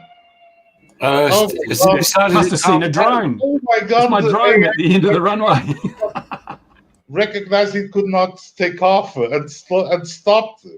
Come on. Now we cannot Chicken say- AI. It's chicken Wow. AI. No testicular fortitude in that AI. No, no, Look, no, it's even stopped before the end of the runway. Come on. And it's backing up. Look at that, it is too. No, it's the camera effect. It stopped. Ah, So are you flying the drone that's filming this or what? yeah. I'm flying the drone. I'm acting as Bruce Simpson. And there's no skid marks from the drag racing on the runway either. That's a bit No. remiss. Yeah. So yeah, we now can do some videos of flying against having the jetliners on Tokoroa to increase the danger of flying on Tokoroa fields. You've just given me an idea. I might do a video of Air Force One taking off from Tokoroa Airfield. That Have would the be technology. Yeah, Yeah. no, it's No, I wasn't expecting It this, is- guys. Sorry. it's quantum leap. It's a big change in the No, simulation and job. the thing is, I have the AI flying the plane. So it's here, AI control. And curiously, he didn't attempt the takeoff with the 747. Why So- didn't it even bother trying though? I mean, why No, didn't no, it just say, oh, I can't take off from this link? The thing is, now the AI pilot must be wondering, how did they get the plane here? Oh, you can always land. You could You can can always land in a shorter space. Yeah, they'll always land. We've got arrestor trees at the end of the runway if you go too fast. Yeah. Definitely. Look, we've definitely deteriorated into the world of nonsense. What other stories have we seen this week, or what other annoyances have happened before we go? Really. Your microphone's off. He's telling us a secret with his microphone off. There you go. Yeah. I can do annoying. Bit of a rant. Yes. I shouldn't. Carry on. So, does anyone think drone registration actually works? Of Because- course it does. I mean, otherwise it wouldn't do it. It must do. You wouldn't instigate a system that doesn't work. That was just ridiculous. Well, it's just the amount of people, because in the UK now, we register as an operator, you pay your £9. Then you do your little flyer ID test, and it's 20 questions, and it's meant to make sure that you understand the rules. So why, and I have to ask this, why is it so many people on Facebook have to ask, can I fly here? How high can I fly, and how far can I go? If they've done everything and they go, oh, I've done the test as well, and they do state that, why? Yeah.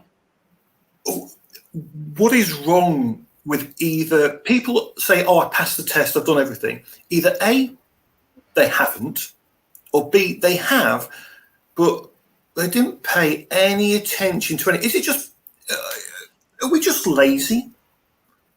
Are we just... Yes. I think sadly, yes is the answer. I think a lot of things are just in all walks of life are just asked on social media now, instead of even just, as long as it takes you to type in the question into Facebook or whatever, you could have typed that into Google and got loads of answers.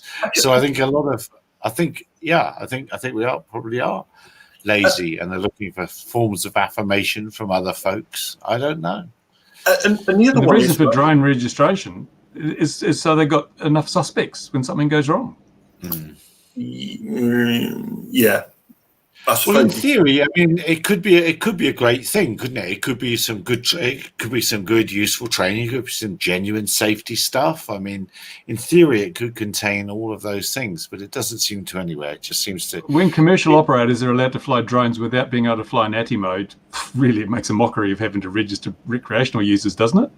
It won't matter. Come the 31st of December, the A2CFC is just a course that's maybe about 5 or 6 hours long, no flight test at all. So there's no flight test for any GPS flying or anything.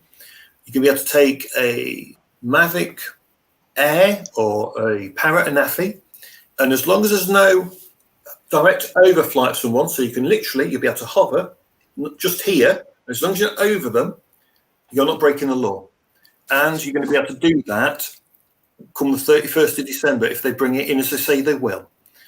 It is absolutely, if people think that an M600 with ATI mode, someone crashing it, not hitting anything, and they think that's bad, they've got no idea what's coming. They really haven't. There's going to be lots going wrong. The amount of Mavic Minis that already get blown away because people are too lazy to look up what wind a Mavic Mini will fly in, which is about 16 miles an hour, and they go out of flight in 20, 24, wonder why it gets blown away, or they lose it in a tree. That tree didn't jump out and grab your drone. No, they do. No, they do. They do. Yeah, we said that they're magnetic as well. They affect your compass. Yeah. But the other thing is, who cares? Who cares if a 250-gram drone flies off or bangs into something? It's not going to cause any real damage. Yep. Well, for the most part, thankfully, they do bounce off buildings. But, you're going to get your Mavics, the 1.82 kilos and the 1.8 kilos. They're going to end up flying closer to people without a flight test. No, the Mavic was 900. I'm thinking of the Phantom. The Mavic was 900. Thinking of the Phantom. Even the Phantom's 1.2, 1.3. They're still not big, heavy. They're not like a Matrice or anything. They're recreational drones, and that really annoys me when the regulator says no one wants a 10-kilogram drone on the approach path when they're coming into land. Talking about recreational users, we don't fly 10-kilogram drones. Honestly, we fly little drones. So stop bullshitting us, which is what they did. Yes. Even an industrial drone like the M210 is 5 kilos, so it's not that much. And the good news is, of course, with the A2CFC, the maximum weight you can fly will be 4 kilos. So it has got a maximum cut-off of 4 kilos. That takes out the M210 out of the equation. Yeah, I think that's the M210 is what, 6.5, 6.2? No, 4.5 only with the batteries. Don't ask me how I know these numbers by heart, but I know them. 4.8 kilos. 4.8 kilos. He's a maven, is Louis. He's a DJI maven, isn't he? No. I've been fighting with paperwork for customs, so don't get me started on that. Yeah. I think I'm just reading. I'm beginning to coming in on the wires right now. Telephone. Oh, I tell you what, it was another story. But the National Defense Authority Act in America is looking like it's going to be signed into being within the next 2 weeks. So that will put the ban hammer down on DJI. On DJI, yeah. AIN online are reporting it. Contained with the National Defense Authorization Act. Yes, exactly. This ban covers both purchase of new drones and flights of drones already in agency fleets. And they would need to get rid of their fleet within 6 months. To include only on federal territories, or is that a global ban on DJI? No, it's just in America under the Defense Act. The You ban can't use federal money. extends to components, drivetrains, cameras, and circuit boards. But can you Which is buy interesting. Huawei stuff?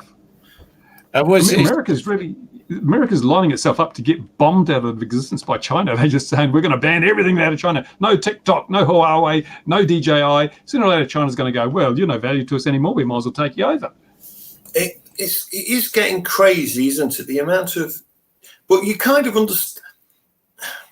I kind of get somewhere where it's coming from, but some of it is overkill, maybe on banning all these banning things. But who knows? I mean, it's just everything in my comes from China. There's probably a chip in here that records and sends everything back somewhere anyway. When are they going to ban all iPhones? But they won't do that. What I find anomalous is that they've banned all this technology. The only export China's still sending to America is COVID. Oh, yeah.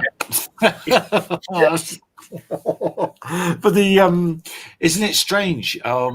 Air Force One had a drone incident whenever it was within this week, and now it looks like the NDAA Act is going through. A funny old thing, that, isn't it? Justified. The timeline is so coincident. Oh my God! So it's just a coincidence. Just at the right time. A witness. Well, the US government has really wound the screws up on Huawei now, because they've also clamped down on chip manufacturers and not allowed to sell any chips to Huawei if they include any US intellectual property. So it's not just they can't sell stuff to us. They're cutting off the supply lines. They reckon Huawei's only got months to go before it runs out of components and it folds. I mean, what's interesting is, so going back to the Air Force One incident, was it someone on the ground that saw the drone, or was it someone on the aircraft that saw it? I honestly haven't read any reports. I read it was one of the press crew on the plane, or several press crew on the plane, saw it out the window. And I'm sure that they'll find plenty of other people. They'll invent them as necessary. This is the media we're talking about. If they don't have the facts to prove what they want, they'll just make them up. So my point was going to be, if it's on the plane and it's the media, how many cameras do they have on board, and why is there no photo of the thing? I'll stop bringing facts into the argument. Yeah, that's another thing. Along with common sense, we need a ban hammer on facts. We can't have facts here. That'll never. We can't be dealing with the truth and facts. That'll never catch on. Right. Always overrated, my friend. Yes, exactly. Kiosk Print saying Skydio is made in China but assembled in the Bay Area.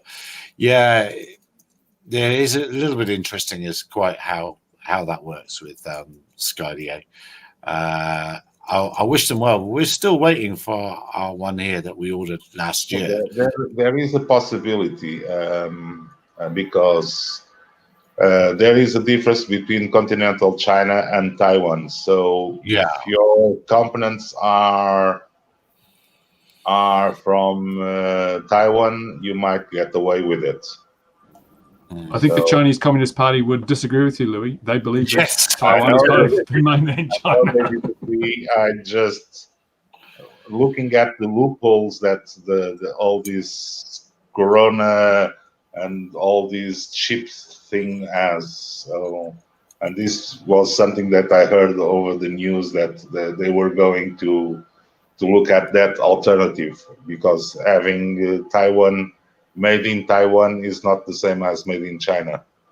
I can see Taiwan generally has better quality anyway. Taiwanese companies produce to a much higher consistent standard than most Chinese companies. And I do see a lot of companies, are going to start buying from Taiwan and countries like that, because it is, there does seem to be a lot of antitrust for China coming more and more bubbling away. I mean, it's only a matter of time before the UK is going to come unstuck somewhere, because we had a bit of a disagreement with them recently, didn't we? So, and they won't let it go. They'll remember, and they'll come and bite us in the ass at some point. Well, If you join the Airline Pilots Association, mate, it's only a matter of time, isn't it? Their mantra. Only a matter of time. Only a matter of time.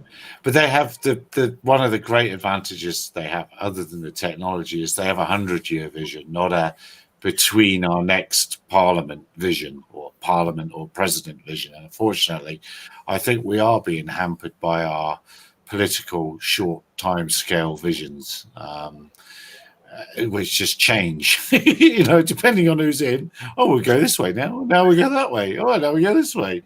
No politician wants to do something that the next party will be able to claim as their benefit, Yeah. So I think that would be more of an advantage than the technology as a 100-year vision. Yeah, I do agree. Yeah. We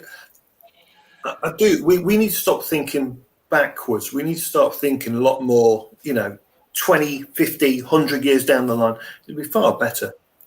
And it's right, because all America's debt now, near as damn it, guess who sucked it all up? Yeah, that's right. Yeah. It's Yeah. It's. So what are we going to do about it? There's not a lot we could do, is it?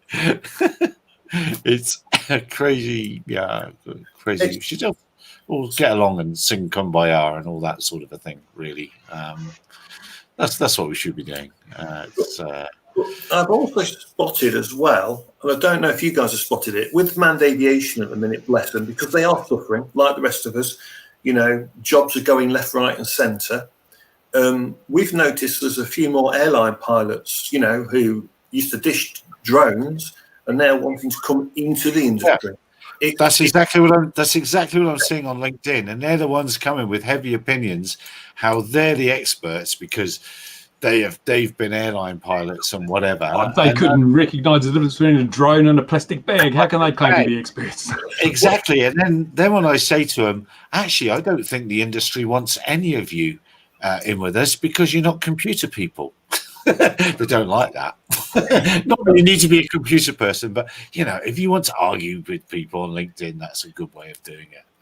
They are computer people. They just sit there and push the buttons and the plane flies itself. So they're perfectly suited to it. I mean, that's it. There's no seat tray, no upright position, no cabin doors, no air hostesses. How would they survive? There's no one bringing them coffee every 5 minutes flying a drone. It's quite simple. We just need to keep manned aviation above 2,000 feet. And we'll have the lower 2,000. That's my argument here in New Zealand. They've said that we now have 300,000 drones and we've got less than 30,000 manned aircraft. So we sure as hell need a bigger space to play than we've been given. Yeah, exactly. So no GA below 2K. That's what I say. That makes a rhyme every time. It does. Oh, very good. You're a poet and you're unaware of the fact. No, that's got to be a rhyme somewhere. Yes. I actually, that's actually not a bad thing. I wonder if a freedom of information to RCAA would reveal how many drones are registered and how many manned aviators are registered, like aircraft, like planes and gliders and microlights. I wonder what the difference is now, because I'm willing to bet. I bet the numbers are not far apart. Well, they should be hugely different. I mean, we've got, what they say, there are 300,000 people fly drones in New Zealand. We've got 5% of that fly aircraft. We've got 175,000 drones, and we've got maybe 10,000 aircraft. So we need to be more represented. We need to have more resources, more of the freedoms, because we are by a huge margin, we're in the majority. So majority rules. This is a democracy. Where did you get those numbers? Where did you get those numbers, Bruce? Like the media, I plucked them out of my backside. No, actually, I have been checking on the websites, on the CA website. There's a register of aircraft, and there's also the number of pilots that are registered. I forget the exact numbers, but it's well under 10% compared to the unmanned aviation community. Okay. How many flight hours do all those guys have logged? Who cares? No, it matters, because if all those 300,000 guys flew 1 minute each, and the other guys flew 100 hours, that's completely different. Yeah, but it's like saying one man on a bicycle who rides 24 hours a day deserves more freedoms than the people who drive cars for 10 minutes to get to work. Yeah. Thought about that. Why is that in your head, Bruce? Is Why is that in your head? more airtime. They have more airtime, Bruce. No, if they're spending more airtime, they should pay more money. They're more users of the resource. Therefore, the user pays. They must get off the phone. Well, if they're using more airtime, well, what I wanted to ask the CAA was what was the revenue coming in? Because I know it's only £9 for your registration, all that sort of thing, but it's every 2 years, is it? I can't remember what it is now. Oh, yeah. Every year. Yeah. So my commercial pilot's license, I only renew every 10 years, and that's about £300, something like that. So already they're getting less money out of me every 10 years. They get, I'll pay more to be have a model aeroplane. So it was the revenue I was going for rather than the numbers, because it'd be interesting. I'd pay $100 a year if they give us the 400-foot exclusive use of the 400-foot airspace.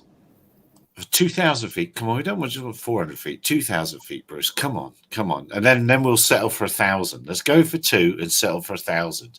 Don't start bargaining at 400. They'll give us a 200. Come on, Bruce. You know better than that. It's screwy here, so it's really screwy here. So they always say 400 feet, but they're talking about drones with a camera. If you've actually got a model airplane and it's sub 7 kilos, you can go a bit higher. Our rules are really kippered. No, I think revenue is the more important number than sheer numbers of people. So if you're making more money, whichever group is spending the most on its licensing, probably not the right thing to say, deserves more of an opinion. Well, don't forget they did blow 2.5 on a system. Yes, that's right. Registration in the UK, and it's not something that I've ever seen a YouTuber ad on. It's not something I've ever seen a Facebook ad for, that you have to register your drone. It's only on the CA's website. I think there's one. It's been said before. There's like one image on a high street somewhere where it's like a corner and it goes register your drone. But otherwise, I've never seen a YouTube ad. I've never seen a Facebook ad for the UK's operator registration stuff at all. Do they have a brochure that goes out with drones? Like all the Phantoms have to have the little brochure in to say you must, like with the TV license, you bought a TV because you must license this television. Do they do that with drones? They did make it so they had to include the drone code, but I don't know if it says now you have to register when you buy a new drone, because I don't crash, therefore I don't buy new drones. Oh, Mr. Wonderful. We are not worthy. By the way, no. We're amongst greats. Of the year. Come on, that's the statement of the year. Yeah. Here, when you can't buy a TV here unless you take your TV license. You have to have your TV license before you can buy a TV. You can't just say you've got one. So yeah, perhaps I know in America there was a huge pushback to point of sale proof of registration. There was a huge pushback by Best Buy and Costco and all the others. It is what the FAA wanted to do. I've largely forgotten what's happening over there as well with their system. What I do know is that they just, and the same in the UK, you may not re-register, but they'll keep you as a number. They don't take the numbers off when somebody doesn't re-register. They don't minus the number of users by one. They keep them on there. So the number is always going to get bigger. It's always going to get huger and huger, even if only half of them are actually flying or still really interested. So numbers are fudged left and right with that. But we should be using it in our own defense, really. If that number's huge, then yeah, we're a representative body. # no GA below 2K. Brand ends. Well, in that case, then that means every year UK numbers should double every year, number of users, if they're going to keep the old number. And then in 3 years, we'll easily outnumber everyone else. And therefore, as Bruce says, majority wins. Give us what we want. Wins. You'd think that, wouldn't you? You would think that would be the case. It's only not the case because you don't let it be the case. People have to learn to stand up for things. People go, "Oh, well, it's terrible, isn't it?" Well, get up your backside and do something like I'm doing. Yeah. Don't just sit around and let them bully you. Oh, my emails to the DFT, the minister in charge. That's gone there. I can assure you. March in the streets, man. March in the 2 street. meter social distancing. That's nearly a year away. We can't go out in March. How do we know we'll be able to go out in March? How do we know? I'm not going near London. I'm not crazy. I wouldn't go near it anyway. Why would you go to London? I've got to fly in Battersea Park in a couple of weeks for something. I can't really say much more than that. And trust me, going there, I'm only going there because it's a job, and I'm getting out of Dodge as quick as I can. And I won't take any kind of pit stops along the way. In, out, and I'm done. Yeah, it's London. I don't want to be there. Has anyone in the UK been prosecuted for not registering their drone? Not that I'm aware of. I don't think it's being enforced. It's not like even they don't realize that it's not a safety thing. Which reminds me, I must check the status of my Official Information Act request at CAA. It must be due to come up soon. They only get 21 days. And what's the process for making a noise if they don't get it done in 21 days? Go to the ombudsman, and he goes and rips them a new one. No. I think Bruce has a chance now, because I heard on the news that that lady that is prime minister over there has just postponed the election day, so Bruce can go for president. No, I can just say, if you're going to support this crap, we're not voting for you. Yeah. Interestingly, I do know people have been asked to show their operator IDs to police forces, so that is happening. They are going, show us your operator ID. I do know that. The course of Squishy's asking what's the goal of registration. As Bruce has said earlier, mate, it's to have a list of people to come after if something happens. Yeah, Well, history has proven that when governments want to get rid of something, first they make you register, and then they come and collect them all. You know, that's look at guns in various countries. That's how that's worked. Register your guns. Then we're banning these. So hand them in. We know who you are. We've got your name and address. And if you don't, we'll come and chase you. So it is a precursor sometimes, not all the time. Not wearing a tinfoil hat, but it is sometimes a precursor to harsher restrictions and regulations. What kind of symbol will they paint on the doors of people? That's the question that we have to do. So a yellow and black cross that can be seen from Air Force One. Yeah. It's exactly, Squishy. Not education and you're bob on right. Not education and not safety. Yes, I think we would all support. I don't think anybody here wouldn't support good safety and education campaigns, and that would have. That I wouldn't see less of a problem. And to an extent, that should be your AMAs, your BMFAs, your model flying New Zealand. It should be administering and in the loop and that sort of thing in the hobby side of things. They do, but the problem is, though, that those organisations, their members aren't the problem. It is the individual drone operators who have a flying camera. They're not interested in flying, not interested in aviation, not interested in anything except getting a lovely shot with their thing. They're not going to join these organisations. They're not even in the same room when people are talking as these organisations. Yes. They're the lone individuals. They're the ones that they need to reach. And it annoys me that the regulators have not even seen the distinction. They don't say, well, you're a traditional hobby. You guys are okay. You've been operating under your own, responsible rules for many, many years. Let's just focus on the guys with the Phantoms and the whatevers. They're the problem people. They are so lazy, or there's an agenda, unspoken agenda, which means you want all of this stuff out of the air because model aircraft are just as much of a danger to Amazon drones as anyone else. That's the big problem. Really, the problem is unaware or too stupid or cannot read users that I was you reading. Just sum me up in a couple of words. Yeah, but the issue is I was reading even today a post from a guy here that bought himself a Tello, that is that $100 DJI drone, and he was so happy that he could make it fly above his building that was 10 stories high. And I said, oh my God, another crazy guy that will upgrade the stupid drone and will do shit like no other can do. And the guy was so happy because he managed to fly above the building. And I was thinking, oh my God, please make the Tello go away. But it's so light, it's not going to hurt anybody. It only weighs a couple of ounces or grams if you live in Europe. The trouble is that the guy will take himself confident and will upgrade, and then he'll do whatever he he should not do. He'll do what's on the So box, which says 7 kilometers on most of these So the things. Tello is a gateway drug. Yeah. Yeah. You know, should you be selling something that says 7 We kilometers? should ban on the water box? because people who drink water often go on to drink alcohol and other more toxic substances. Like Gary. 3 days ago was asking on the forum, how do I get the radio to get more range from a Tello? That's nothing. You should go, if you go on Facebook and into the groups, people are going, I want to change the antennas because I can get better, so I can get better range on my Mavic, or, you know, I'm already doing 2 kilometers. I want to go those 7 kilometers. What's wrong with them? You can get 4K easy out of a Mavic without changing the antennas. Yeah. And So I hear. Not you- inside the You city, can't- bro. That's the problem. They try to do that inside the city, and there's a YouTube video of a guy that was flying nearby here.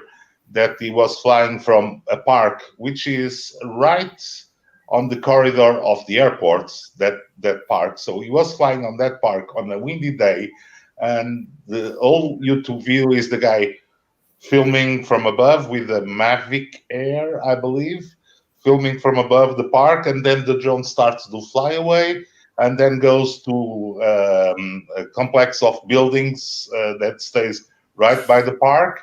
And the rest of the video is the guy knocking at doors, asking to go to the roof of the. But how are you going to stop that? There's no cure for stupid. It doesn't matter what you do, what rules you put in place, what regulations, what restrictions. Stupid people will do stupid things. You can't stop them. So don't penalise the innocent for the acts of the stupid, who are always going to be stupid. All you're doing is making life harder for people that are responsible. And, But the problem is that's half the more than half the population. yeah, that's the problem. The guy from the Tello is going to upgrade to a Mavic Air, and he's going to do the same as the other guy that was on the corridor. Come on, it's a real. You get the application from our local CAA from ANAC, and it really has a big red marking over that park. And even so, the guy went there with the Mavic Air. Oh, it's so nice to see the park from above.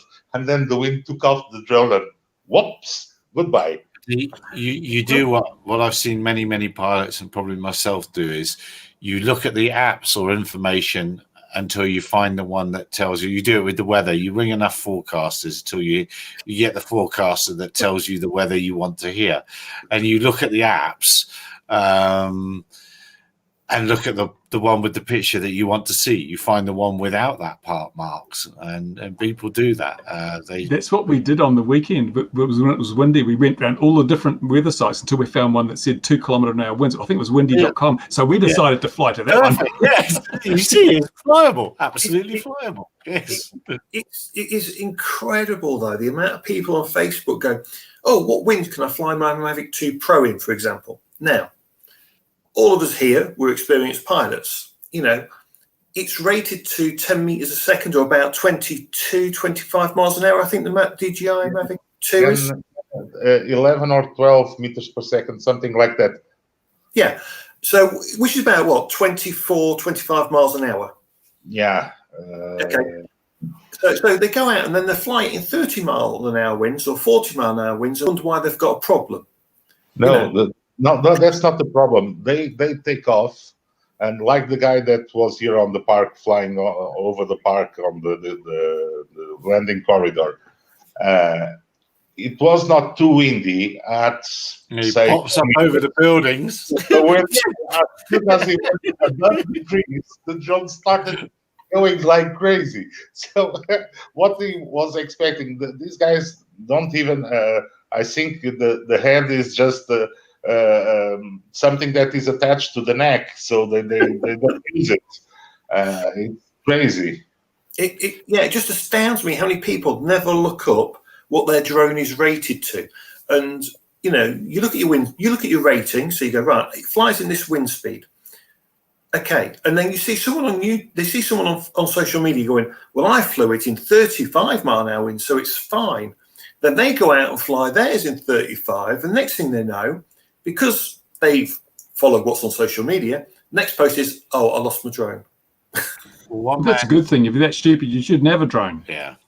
You don't need to look up wind speeds or anything like that. Surely you just say, as soon as you can start hearing the wind in the trees, you really do need to start worrying.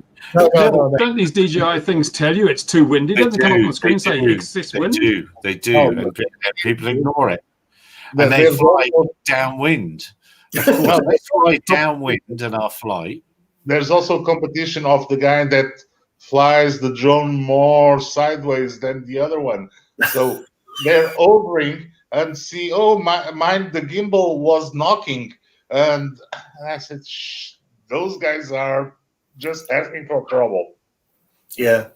Well, I saw one today, someone saying, oh, I want to go out and fly some wind turbines off the East Coast. I know the area. They're going to go fly. And they're going, oh, is it safe to fly? Is it safe to fly over water?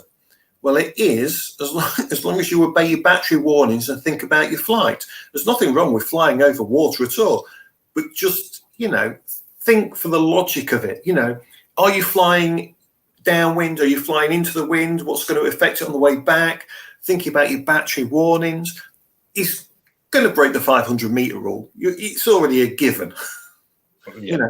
Well, if you want to be safe, just set your battery warning higher. Your first battery warning, ramp it up to like 40% if you have to, 45, 50. Don't leave yourself too short, because if it goes off at 20% and you're too far away and you've got that headwind, it's going in the sea, and that's it. It's done. But people just can't apply the basic logic. It's horrendous. It really is. There is no such thing that you can train them, Mark. There is no logic that you can train them. You just train them on what the manual says, but common sense and logic, it's a different subject of study. Those are attributes that only politicians have. Yeah. I'm always coming home. So when I see 40%, it's definitely time to think about coming home. 35%, I'm coming home, and I want to be. 0%, you're just coming down. Yeah, but for all my operations, my battery warning is set for 30%, and I am landing at 20% generally. Yes, that's what I'm looking for. I'm looking for. I'm crashing well before I get to 50%. You guys are pretty good, aren't you? Then there are the smarter ones that set their return to home to 100 meters, and they are flying at 50 meters. And then when they have to return from flying above the sea, they engage return to home, and then the drone goes up to 100 meters, and then it suddenly crashes into the ocean. I mean, guys read the history of the manual. So the other guys didn't read the manual. These guys got to the third page of the manual. And now we know why half the population has a below average IQ. But what gets me is all these things are expensive. How much money do people have that they can just not think about what they're doing? Do they really have that much money that they can just let it go? How much does a stupid iPhone cost these days? 1,000 euros? How much does a Mavic costs? 400 euros? And you can get bank credits. Come on, you get credit for everything. So you buy the drone on credits and do the DJI whatever assurance insurance, and then you go out and say to DJI, "Oh, it flew away." There's a lot of in the UK, you have insurance to EC 785 2004 regulation, and if your drone crashes, the companies generally will replace your drone. But I asked my insurer quite a few years ago. I says, look, take the aircraft, the hull, off the insurance. All I care about is the third party. And they were like mortified that I said this. And they said, well, what happens if you crash it? I says, if I crash it, I will replace it out of my own pocket.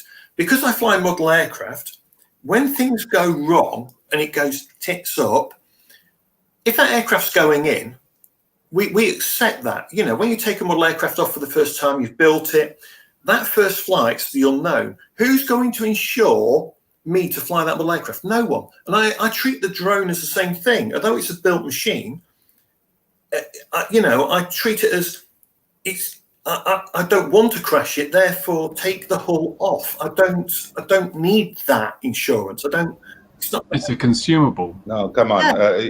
You just have a different kind of insurance. You go to the supermarket and buy a 10p black plastic bag, and that's your insurance to collect the pieces in the end. If That's your return to home. that is home. That's one of that bin bag though. Look, you can see. I come in South Africa from England now. That is an international symbol of model aviation, isn't it? The bin. If you don't turn up with a bin bag, then you're not very experienced. Yeah. Little secret. Back in the days when we used to build models from balsa wood and cover them with film, I would build a bag into the wing just in case I forgot. Honestly, people were so surprised you crash. Oh, where did you get that bag from? It was built in. Did you really? I mean, I want a video on that. Fantastic. brilliant. I mean, I bought all foam. What for? Just to get my eye back in for a bit of manual flying. I went down the club, flew it. A bit windy that day. It was a bit much really for the foamy, but I flew it after about 9 months of not flying. Had a blast. 4 flights from my foamy Watt 4. And then, unluckily, someone flew their glow engine Watt 4. They got a bit, and it was a bag time, I'm afraid. But this is the way it goes. I mean, I don't know what the insurance is like around the world for you guys with drones. Commercially here in the UK, it has to meet the EC regulation 785/2004 regulation. Yeah. We have insurance, which is about 30.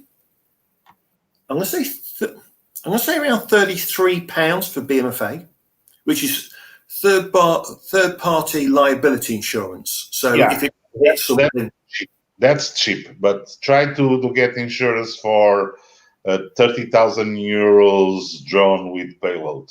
Yes, but that's commercial. That's why we have 2 different types of insurance in the UK. So the commercial is a lot more. My yearly insurance is about £300, and it goes up from there one way. It just goes up.